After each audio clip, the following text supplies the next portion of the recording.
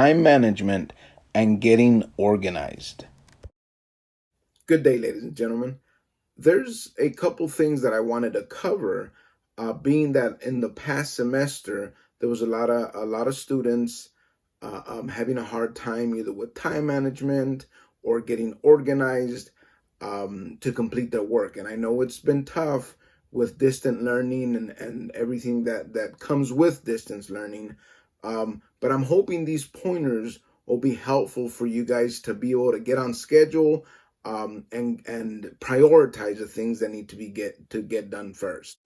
The first pointer we want to review is getting a planner and keeping it updated.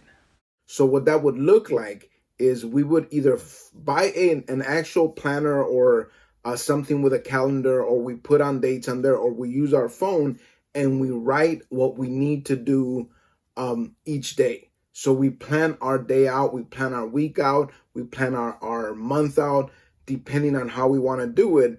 But at least we're not just waking up and doing whatever we feel that day. We put on the responsibilities by prioritizing what's more important first to the least important last, but then we schedule it throughout the day. Second, we want to make sure we create a to-do list. So with the planner, we have the planner, we update it, and we create a to-do list.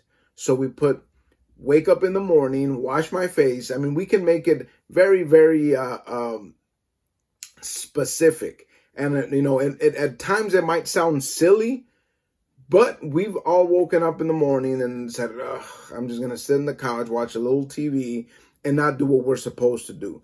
But if we schedule it out and say the first thing I'm going to do is get up, wash my face, take a quick shower, whatever it is, brush my teeth, and then I'm going to get on my laptop, do whatever homework I haven't completed, whatever the case is. But if we write it on a planner, we know specifically what we want to do. So we put first thing in the morning, shower. Second thing in the morning, open my laptop and read my emails. Next thing is email my teachers. Again, these are just examples. You choose what's on your priority, first, second, third, fourth, and then we write it on the to-do list. 3 is reward yourself.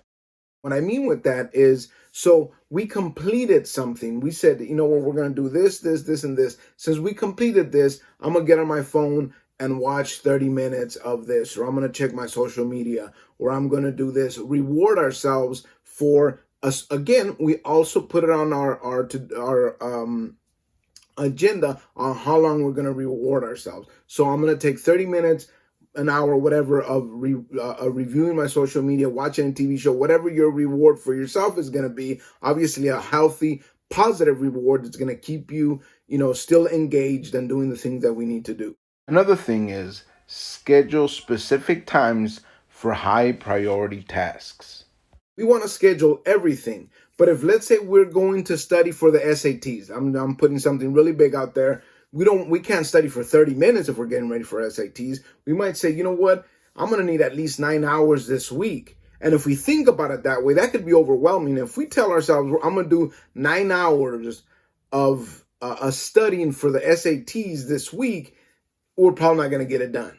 Because we're not going to sit there and study for 9 hours.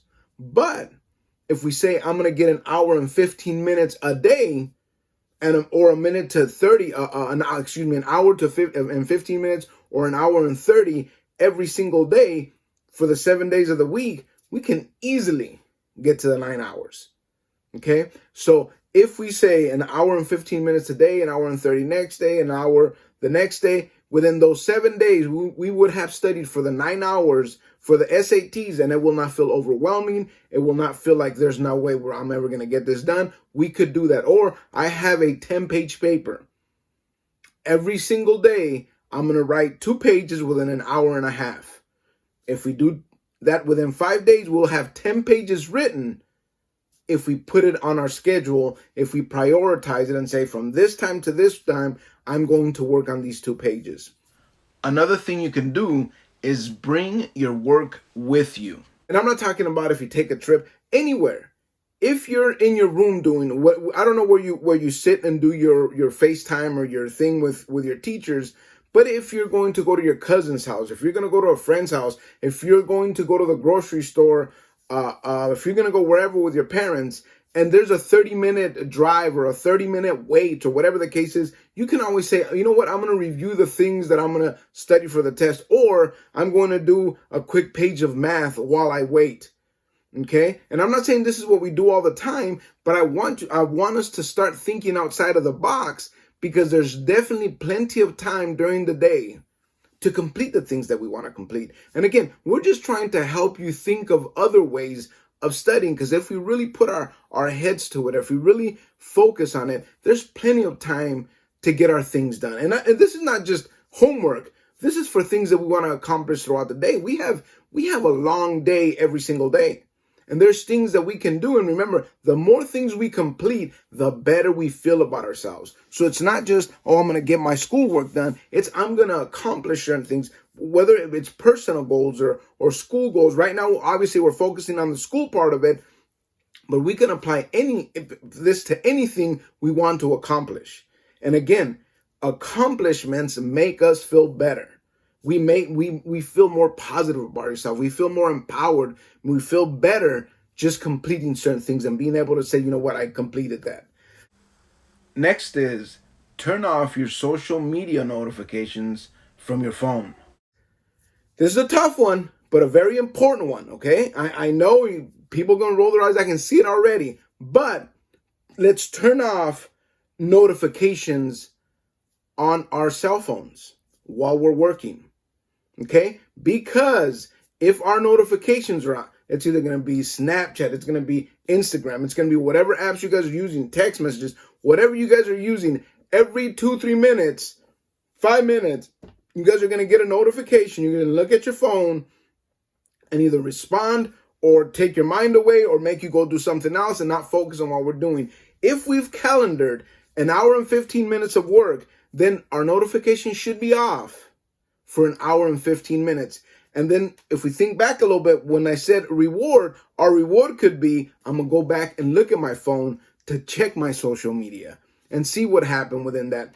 And then again, we turn it off back on and we refocus, we re-engage, we redo whatever we're working on with our notifications off, so we're not interrupted.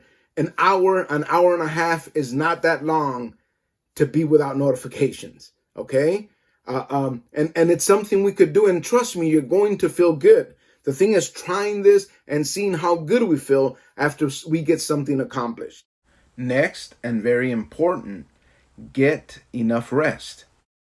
Sometimes we think, oh, I'm not going to go. I don't really go to class. I just get into this FaceTime, Zoom, Teams. So whether I go to sleep late or not, it really doesn't matter. Well, in reality, it does matter.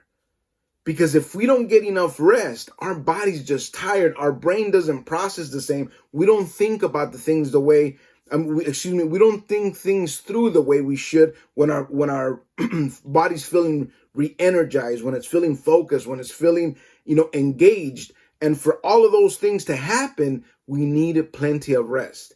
7 to 8 hours of sleep is what we should be getting to feel good, to feel positive, to feel energized, to feel ready to tackle the day. Or else, if we're getting, just a few hours of sleep, we're, kind of just on Teams. The minute it's over, we kind of just lounge on our bed. We don't want to get anything done. We're not going to work on our calendar.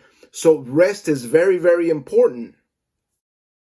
Last, but definitely not least, keep your priorities straight. Which is kind of just sums everything up. Make sure we put our highest to our lowest priorities. Okay? What is more important? What is due today? What do I have to get done? What is the most important thing right now that's going to be more beneficial to me? Okay? That's going to help me with my work. That's going to help me feel better about myself. That's going to help me feel accomplished. We put that on the high priority and then we go down. Again, guys, sometimes we don't stop and think that we have at least usable hours, at least 12 to 15 usable hours within our day to do different things, to accomplish what we need to do as far as schoolwork goes, and still have time for fun and still have time to do personal things that we want to do. It's a lot of hours during the day. So guys, Let's prioritize. Let's manage our time accordingly, appropriately, and let's just get organized. And if we get organized, if we manage our time, I guarantee you're going to feel better. You're going to feel more accomplished. You're going to feel more positive. You're going to feel more re-energized. So guys, thank you very, very much for your time. And I will see you again next time with our next video. Thank you.